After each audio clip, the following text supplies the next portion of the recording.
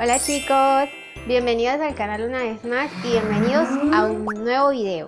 Hoy quiero inaugurar una nueva sección en el canal. La verdad es que hace mucho tiempo que quería hacer esto. La nueva sección va a tratar sobre historia. Voy a contar algunos acontecimientos del mundo entero. Y hoy vamos a comenzar con esta nueva sección. Vamos a hablar sobre el final del Imperio Zarista y de la dinastía Románov.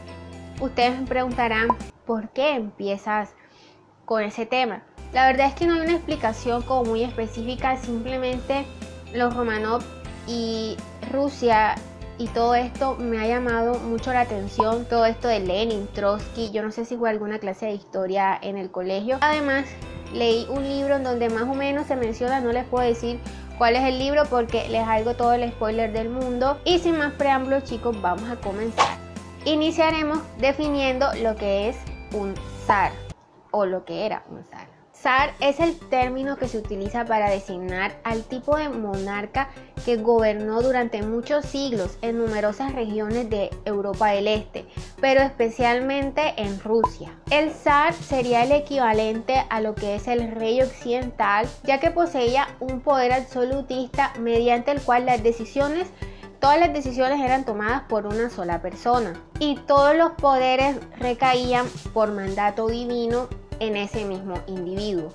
El primer zar ruso fue Iván el Terrible o Iván IV, desde 1547. Van a pasar distintos zares por el poder hasta 1613, cuando se elige como zar o asume el poder el primero de la dinastía Románov, Miguel I, de 1613 a 1654, y el último sería Nicolás II, de 1894 hasta 1917. Los Románov fueron los que más tiempo estuvieron en el poder, estamos hablando de 300 años. Este último zar estaba casado con Alexandra, quien era alemana, nieta de la reina Victoria, y tenían 4 hijas y un hijo: Olga, Tatiana, María, Anastasia y el zarevich Alexis, heredero al trono, y este sufría de hemofilia. ¿Por qué se acabaron los zares? ¿Por qué se acabó la dinastía Románov? Para dar respuesta a este interrogante es muy necesario que mencionemos a la Revolución Rusa. Se denomina Revolución Rusa al conjunto de acontecimientos sucedidos entre febrero y octubre de 1917, que llevaron al derrocamiento del régimen zarista y a la instauración del primer gobierno socialista del mundo. Pero aquí hay que hacerse otra pregunta. ¿Qué fue lo que llevó al estallido de esta Revolución Rusa? Una de las principales razones es el descontento que tenía el pueblo ruso con su zar Nicolás II, quien fue el último zar de la dinastía Románov y de todos los zares. Nicolás II ejercía un poder despótico y vivía en la más absoluta riqueza, mientras el pueblo ruso se moría de hambre, ya que en esa época la desigualdad en Rusia era impresionante. Rusia era un país muy atrasado y pobre, no había prácticamente clase media. Las condiciones tanto en el campo como en la ciudad eran supremamente difíciles, el hambre y el frío que hace en Rusia. Pero al mismo tiempo que está pasando esto con los ciudadanos de Rusia, los zares están en una suntuosidad impresionante. Como diría Diana Uribe, la gran historiadora de Colombia, ellos estaban en otra película. Glamour, palacios de ámbar, palacios dorados, fuentes de ajedrez, huevos de oro Fabergé. Este contraste tan marcado va a ocasionar que ambos mundos choquen en algún momento, porque es que cada vez la suntuosidad y el descuido de los zares con el pueblo era mucho mayor. Aunque la Revolución Rusa se da en 1917, hay un hecho supremamente importante que se puede decir o se puede considerar como la primera revolución. Se puede considerar como esa gota que derramó el vaso de agua, o como se diría seriamente, el inicio del fin. Ese es el año de 1905 con la guerra ruso-japonesa. La guerra ruso-japonesa va del 8 de febrero de 1904 al 5 de septiembre de 1905. Fue un conflicto armado entre Rusia y Japón. La causa de esta guerra fue el choque de la expansión rusa en Asia Oriental con los planes japoneses de tomar posiciones en el continente asiático, principalmente el control sobre Corea. Toda la flota marítima rusa se pierde en Puerto Arturo y Japón los derrota con creces. Con esta derrota empieza a tambalear el imperio ruso. ¿Por qué? Porque esta derrota generó un clima de descontento entre el pueblo ruso. Y el 9 de enero de 1905 se había convocado una manifestación encabezada por el cura Gapón, quien organizó una procesión pacífica al Palacio de Invierno para confiarle al zar una petición que contenía las demandas que más preocupaban a los obreros. Cuando los manifestantes se acercaban a la residencia del zar, el ejército abrió fuego contra los manifestantes, provocando una gran masacre. Este día es conocido como el Domingo Sangriento. Por todo el país se escucharon respuestas repudiando esta acción gubernamental, y aquí pasó algo que va a marcar la historia en dos. El pueblo va a perder la credibilidad ante el zar o ante su padrecito zar. Si se dan cuenta, esta procesión pacífica que les acabo de mencionar estaba encabezada por un cura. Una función que tenía el zar era la de precisamente cuidar de su pueblo por mandato divino. Por eso también el pueblo, digamos que se animó a ir a esta procesión pacífica. Cuando se da toda esta matanza, esa confiancita se perdió, quedó muertecita. Durante todos estos acontecimientos hay un escenario intelectual y político que es muy importante mencionar. Empieza a darse una gran fluidez de ideas en todo el pueblo ruso. Empiezan los escritores a escribir sobre esta realidad. Por ejemplo, Dostoyevsky nos mete en la miseria urbana, Anton Chekhov narra la miseria en el campo, Tolstoy, que nació noble, fue sensible a la inequidad que veía y la narraba. Por otra parte, empiezan corrientes como el anarquismo, la acracia, el nihilismo. Hay una gran fluidez de pensamientos y de ideas que empiezan a pensar en una nueva Rusia, en una posibilidad de cambio. Empiezan a pensar en una Rusia sin zares. Y es impresionante porque nunca se había pensado en una Rusia sin zares. Unos zares buenos, otros no tan buenos, pero siempre había funcionado bien. Como diría el autor del libro Los Romanov, es muy improbable que Pedro o Catalina la Grande hubieran sido capaces de resolver los riesgos de revolución y de guerra mundial a los que tuvo que hacer frente Nicolás II. Pero también fue una desgracia que el Romanov, que se enfrentó a las crisis más tenebrosas, fuera el menos capacitado y el de mentalidad más estrecha. Todas estas ideas que se están gestando se van a materializar algún día, y vuelve y se dice, los Romanov, los zares, no se están enterando de nada de esto.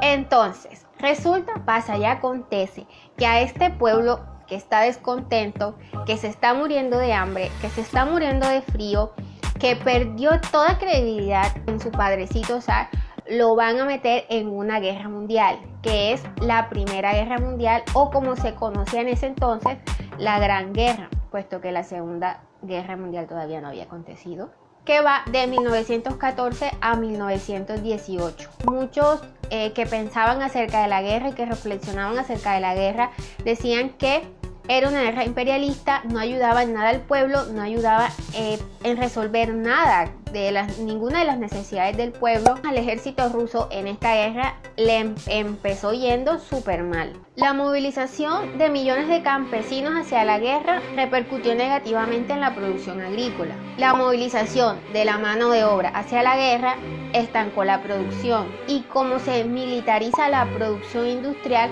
porque gran parte de la producción entonces se destina a abastecer el frente de la guerra, entonces no hay comida, o sea, hay menos comida todavía. Y en el frente habían sucesivas derrotas, muchísimos muertos. La verdad es que Rusia le estaba yendo súper mal. Hasta llega un momento en que los soldados empiezan a retirarse por ellos mismos, porque es que ellos no le ven sentido a esa guerra. Entonces empieza a haber un pensamiento, hay que sacar a Rusia de la guerra. Y es cuando estalla la Revolución Rusa. Esta revolución rusa también tiene dos momentos, una en febrero y una en octubre. Es en febrero en el calendario juliano, que era el calendario que los rusos pues utilizaban. El calendario juliano tiene 10 días de retraso con respecto al calendario gregoriano, que es el que nosotros utilizamos. Entonces se dice que es en febrero, pero en realidad en el gregoriano es en marzo. Ahí ustedes sacan la cuenta. ¿Cómo fue esta revolución de febrero? Fue una huelga espontánea de los trabajadores de la capital San Petersburgo, que en ese entonces era Petrógrado. Cada vez más empiezan a sumarse trabajadores de distintas partes. En el tercer día de huelga sucede algo que me parece espectacular, y es la fraternización entre el pueblo, entre estos trabajadores, con los oficiales, lo que fueron los cosacos y los soldados. Empezaron a hacer públicas, digamos, su simpatía con los trabajadores, y con esta situación el zar Nicolás II no la soporta y aquí él va a abdicar. Cuando él abdica se genera cierto entusiasmo porque empieza la gente a ver como que la cosa sí puede cambiar. Se instaura un gobierno provisional que está encabezado por Alexander Kerensky.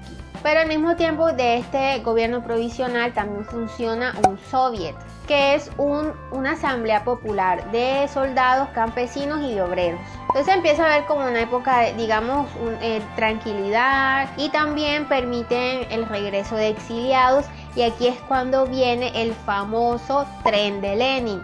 Llega Lenin a Rusia y con su partido bolchevique empieza a ser el portavoz del descontento que tiene el pueblo. Pero resulta, pasa y acontece que este gobierno provisional de Kerensky comete un grave error. Resulta que los soldados habían depositado su confianza en este gobierno provisional, en que harían todo lo posible por sacar a Rusia de la guerra, pues que obviamente no se saca así como así, porque hay unos intereses bastante grandes. Pero el 18 de abril de este año 1917 se filtra una nota que el gobierno provisional envía a las potencias aliadas. Esta nota prácticamente lo que dice es, o lo que demuestra, es la intención que tiene Rusia de obtener un final victorioso. Y esta nota jugó un papel a favor de la revolución rusa, porque cuando esta nota se filtra,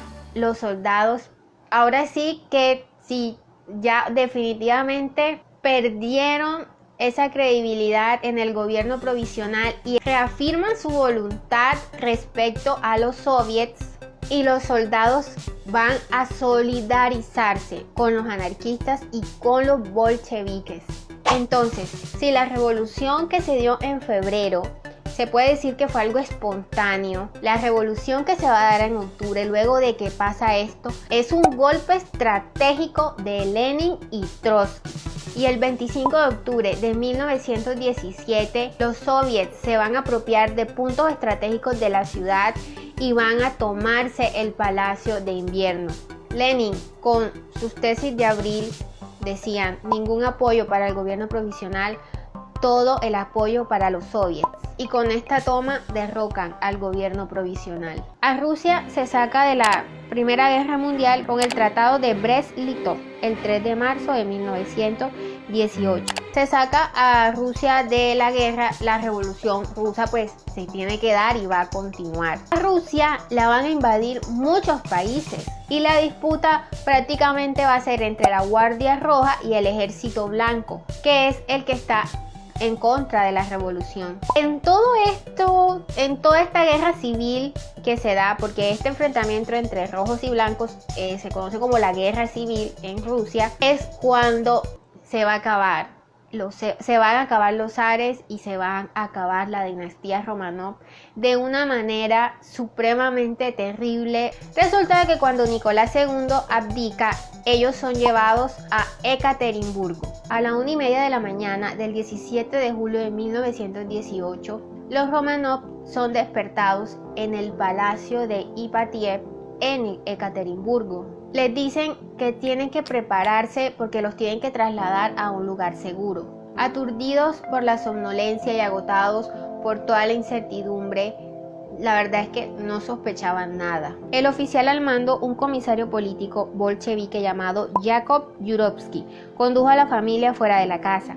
Cruzó el patio y los hizo bajar a un sótano. A las 2:15 de la mañana, Yurovsky ordenó al zarevich Alexei y a su familia que se pusieran de pie. Y añadió: en vista de que vuestros parientes continúan con su ofensiva contra la Rusia soviética, el Presidium del Consejo Regional de los Urales ha decidido condenarlos a muerte. En el libro Los Romanov nos narran que se desesperaron, que no lo podían creer, que les estaban pidiendo que no los mataran, que les leyeran una vez más esa nota porque no podía ser, que los habían condenado a muerte. El hecho es que este oficial y toda la gente con la que él está allí, que además estaban borrachos, empezaron a disparar salvajemente contra la familia real. Lo peor es que los mutilan, los queman y echan sus cuerpos en una camioneta y los entierran. Y también lo más triste es que nadie en Rusia se entera de esto. Nadie lo sabe y nadie lo va a saber hasta el año de 1991. 9 esqueletos fueron exhumados en Siberia. En el 2007, en otra fosa se encontraron los restos de otros 2 cuerpos más, el de Alexandra y el zarevich Alexei. La familia imperial fue canonizada en el año 2000 por la Iglesia Ortodoxa rusa y en el 2008 el Tribunal Supremo de Rusia la rehabilitó, considerándola una víctima de la represión política bolchevique.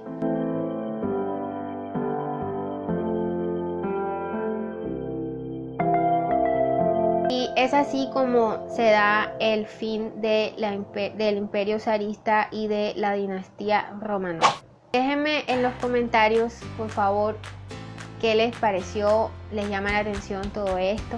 Espero que les haya gustado mucho el video. Muchísimas gracias por verme. Les recuerdo que tengo redes sociales donde pueden seguirme. Tengo Instagram, tengo Twitter, tengo Goodreads y yo los veo en una próxima ocasión. Hasta pronto.